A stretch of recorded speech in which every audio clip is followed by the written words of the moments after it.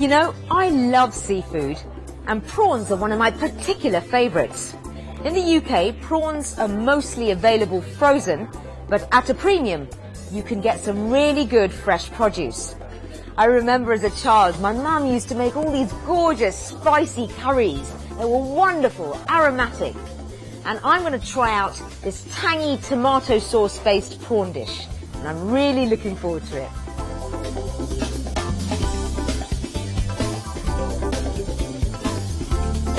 Wow, that looks amazing.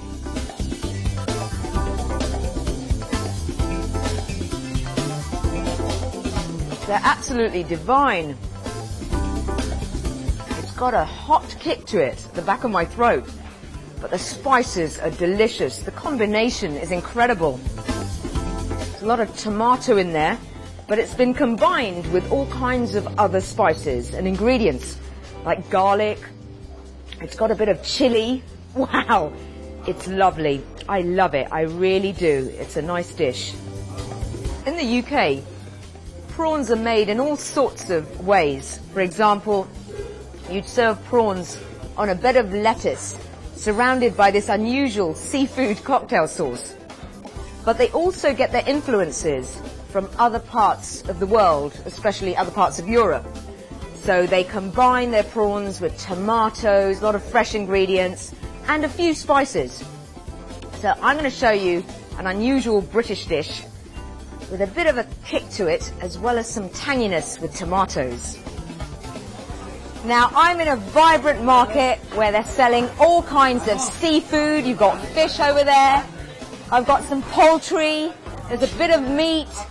And of course, I'm also on the search for some prawns, lovely fresh prawns, like over here. ये कौन से prawns है? ये scampi बोलते हैं madam. Scampi? Oh, it sounds just like scampi in the UK. आपको कैसा पता चलता कि ये fresh है? Prawns जितना ही green होगा उतना ही fresh होगा. ये fresh नहीं है. So the greener the prawn, the fresher it is. And that's off. So ये ठीक नहीं है. तो आप ये नहीं बेचने वाले? नहीं बेचने. आप कैसे स्टोर कर सकते घर में जाके? आइस में इसको पैक करके अच्छी तरह यहीं पे थर्माकोल बॉक्स में रख के पैक. अच्छा, लेकिन मैं घर में जाएगी और I'll take these prawns with me home. तो मैं फ्रीजर में डाल सकती या फ्रिज? फ्रीजर में डाल. You have to freeze it. On the day I buy it, I have to freeze it. All right. And I think my fish is ready, and I'm going to go home and get out of these clothes because I've been sweating and searching for a long time. Now, some foods are just made for each other. It's a bit like love and marriage or a horse and carriage, but combining flavors is key to good, tasty British cuisine. So I'm going to show you how to make spiced prawns in a tomato sauce. So let's start off with our onions. And I'm going to chop these. Now, prawns complement the tangy taste of tomatoes. It's a really lovely dish, this. And prawns don't take very long to cook. Just a matter of minutes, really. As long as they turn pink, you're done. That's half the onions done. Now I'm going to heat some oil in a pan.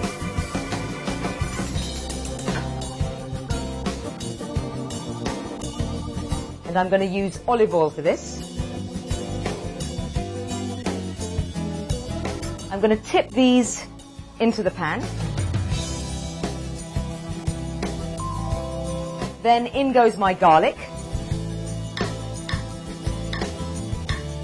But the British do love spices. I'm going to tip in my garlic. Give that a quick stir and let them fry until they start to get brown. Now, Britain being an island, obviously it's surrounded by sea and lots of prawns. I'm going to heat another pan, but I'm not going to add any oil to it. First, I'm going to add some cumin seeds to that. Tip those in. And make sure your pan's not too hot, or else your spices will burn and you will have to start again. Some coriander seeds. and some lovely, fragrant green cardamom pods. Tip those in and just swirl the pan about, making sure all the seeds are heating up. And what I'm doing here is roasting the seeds to release the aromas. And then I'm going to grind them in a pestle and mortar. Okay, they're nice and warm, and I can smell the aromas, so I can stop shaking them about and turn off the heat. And I'm just going to leave these to cool. And while that's happening, I'm going to plunge some tomatoes into hot water. And the reason for that is I want them to soften, and then I can peel their skins. So in they go. And this should take just a couple of minutes. Now, my spices have cooled.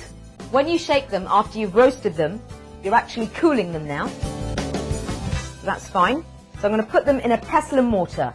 You can use an electric grinder if you want to. I'm just going to tip a few of those there like that. And I'm going to start grinding.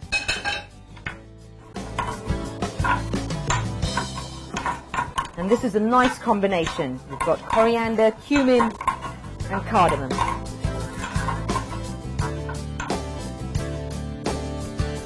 Just tip these in. And give it a good stir. And we have lots of spice.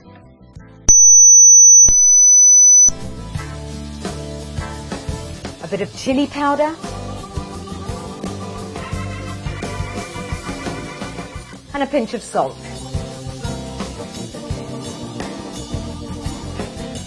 Give that another stir. Let them mix together well. And now tip in your prawns. And I'm using prawns that are shelled, but the tails are left on. They look like this. So I'm going to tip those in.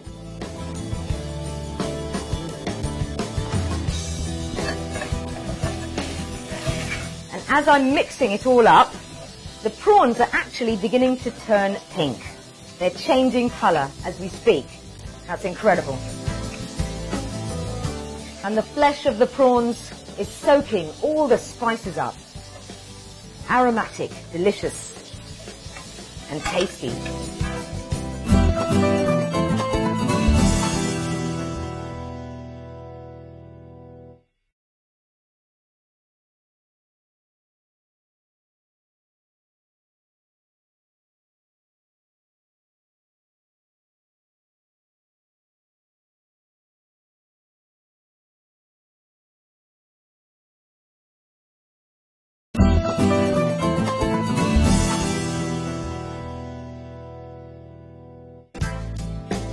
And while my prawns are frying for a couple of minutes, I'm going to peel my tomatoes. And I'm fishing them out with a spoon because the water may still be hot. And then all I do is just score it somewhere. And the skin should naturally and easily come off. Look at that. Right, I'm just going to chop these up. And try to use fresh tomatoes for this dish. Tomato puree or tomato paste or tomatoes out of a can may just be second best. So this is looking good.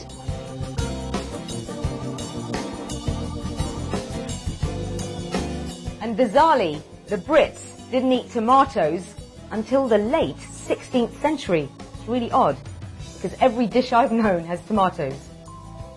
Okay. In they go.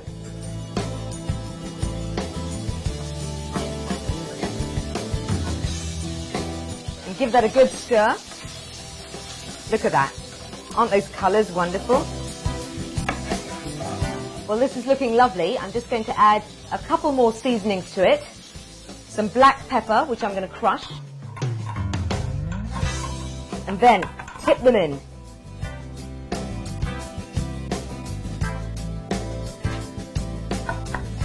And I'm going to add some root ginger. I've got some fresh root ginger here, which I've peeled. Just that finishing touch to a dish. So give that a stir, and then your prawns are ready to serve. And you can just eat this with some lovely crusty bread if you like.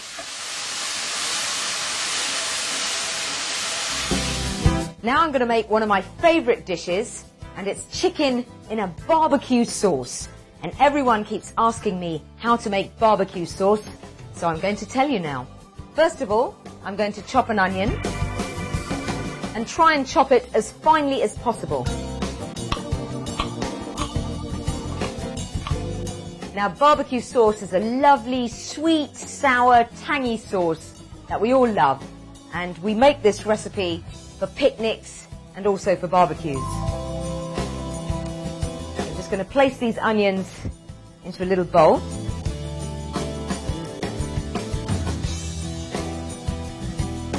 And now for the chicken. And I'm using chicken drumsticks here. And I've removed the skin. And I'm going to prick it all over, like this. I'm just making slits into the skin, so all the spices, the oil and the pepper oozes into it while cooking. I'm just going to place these in a dish here. I've got a roasting tin covered in foil. Next, I'm going to crush some peppercorns.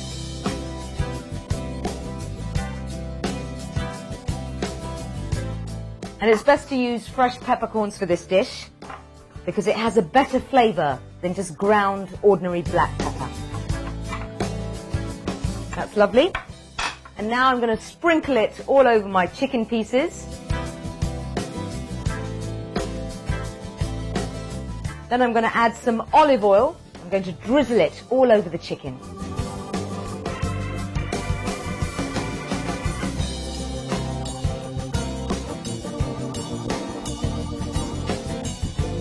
And I've chopped my onion and I'm going to sprinkle it all over the chicken pieces. And I'm adding raw onions to this because I want a roasted onion flavour. And the olive oil helps in the cooking process of the chicken. Now that's done. I'm going to place this in an oven at 200 degrees C for about 30 minutes.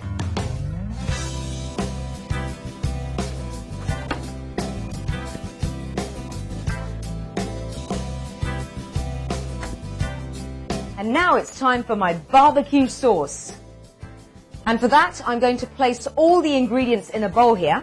I've got some vinegar, white vinegar, some soy sauce,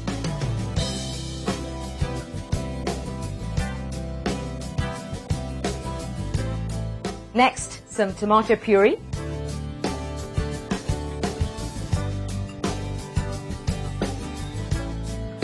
and then I'm going to crush my garlic cloves, and I'm using fresh garlic for this. This is much better.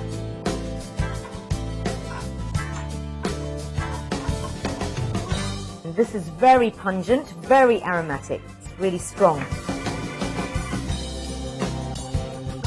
Now for some ginger, root ginger.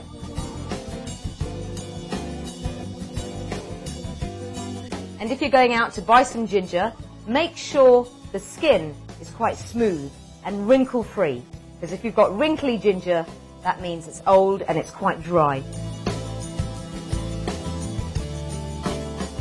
And I've got some brown sugar, and brown sugar has less calories than white sugar, and this adds a nutty taste. And now for some mustard. I'm using English mustard.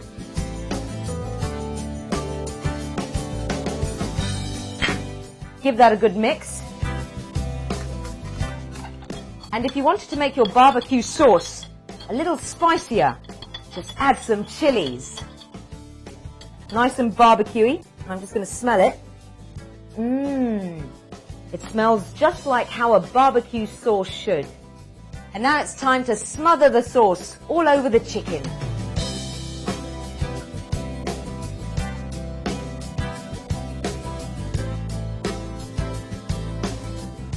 Ooh, they're almost done. So I'm just going to ooze the sauce over it. That's lovely.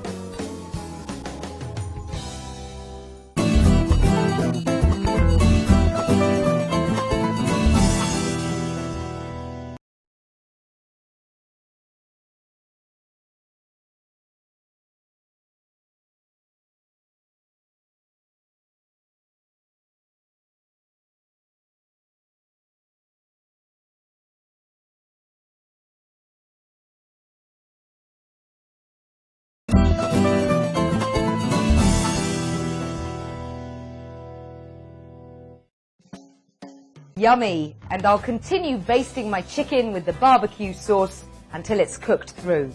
And you can serve this with a lovely crisp green salad with some onion rings and radishes and lots of fresh green leaves. Now this is an unusual idea where you'd make a salad during the winter months. And it's a red cabbage and coriander salad. And it's a great one for help yourself parties where people can dip in and pick out what they want to eat. So to start off, I'm going to heat a pan for my coriander seeds.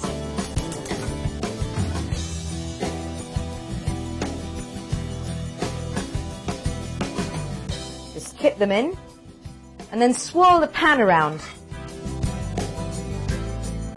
And it works really well with cumin seeds. Hence you get dhana jeera powder, which is a combination of the two spices. I've taken the pan off the heat. And now I'm going to crush my seeds in a pestle and mortar. And I'm continuing to shake the pan because this allows it to cool quicker. So in they go. So crush these nicely. Now if you're storing these seeds and they're looking white, that means they've lost their potency and they're not going to taste of anything if you cook with them. So you might as well throw them away.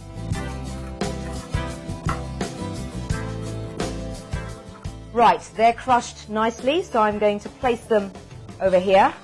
And I'm going to chop my cabbage. And I'm using a lovely red cabbage here. And when you're buying cabbages, make sure the leaves are not dry. They should be nice and fresh looking and shiny and soft to the touch. So I'm going to chop this in half first. And when chefs are cooking with cabbage, they tend to add vinegar to the cabbage because that retains the colour of it. So it stays this nice deep purple colour. So I'm just removing the ribby part. Lovely. Which is inedible. And I'm just going to shred it finely. I love cabbage. Nice and crunchy. And to the cabbage, I'm going to add a grated apple. And pierce the skin before you start to grate your apple, just to ease the grating. All the apple's done. Now I'm going to chop up an onion.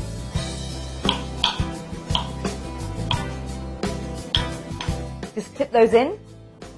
Look at that, isn't that yummy? And now I've got some celery sticks here. I'm going to chop those up.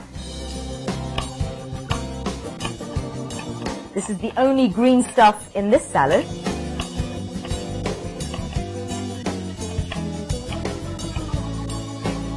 Just tip those in.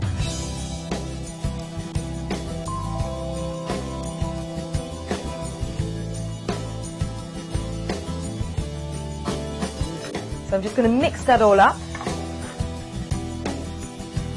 Doesn't this look fabulous?